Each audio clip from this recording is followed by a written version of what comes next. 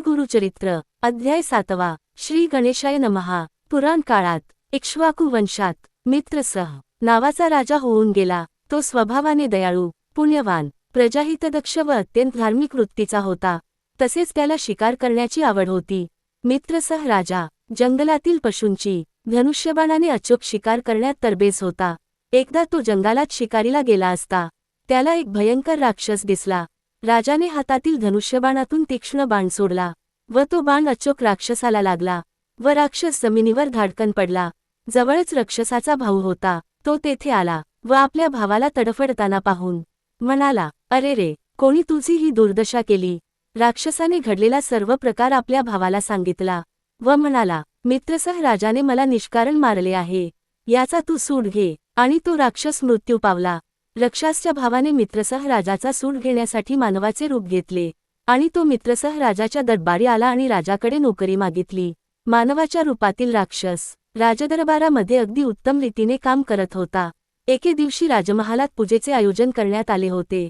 मित्रसह राजाने वसिष्ठ, गौतम अशा श्रेष्ठ ऋषींना भोजनासाठी व आशीर्वाद घेण्याकरिता बोलावले होते। राजवाड्यातील स्वयंपाकघरात मानवरूपी राक्षस वावरत होता। संधी साधून त्याने अन्नात मांसाचे तुकडे टाकले।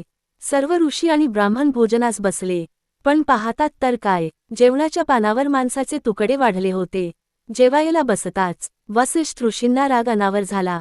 ऋषी राजावर कोपले। त्यांनी राजाला शाप दिला, हे राजा, तू आत्ताच्या आत्ता ब्रह्मराक्षस होशील व 12 वर्षांनी या शापातून मुक्त होशील। राजाला काहीच कळेना। आपली चूक नसताना ऋषींनी शाप दिला, त्यामुळे राजा चिडला व त्याने वसिष्ठ ऋषींना उलट शाप देण्यासाठी हातात उदात घेतले। तेवढ्यात त्याच्या पत्नीने त्याला अडवले व विनंती करू लागली की असे करू नका। राजाचा निरुपाय झाला। त्याने हातातले पाणी जमिनीवर टाकले व त्यातील काही पाणी राजांच्या पायावर पडले। राजाचे रूप पालटले व तो ब्रह्मराक्षस झाला आणि जंगलाच्या दिशेने निघून गेला।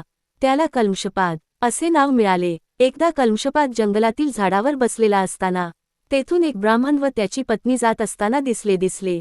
कल्मषपादने ब्राह्मणाच्या अंगावर उडी मारली व त्याला खाऊन टाकले। ब्राह्मण मरण पावला। तेव्हा ब्राह्मणाच्या दुःखी पत्नीने कल्मषपादाला शाप दिला की 12 वर्षानंतर तू पहिल्या शापातून मुक्त होशील, पण त्यानंतर तुला बायकोपासून दूर राहावे लागेल आणि तू जर बाळाने स्त्री संत केलास तर मरण पावशील। मित्रसह राजा 12 वर्षांच्या शापातून मुक्त झाला व पुन्हा त्याच्या मूळ स्वरूपात आला।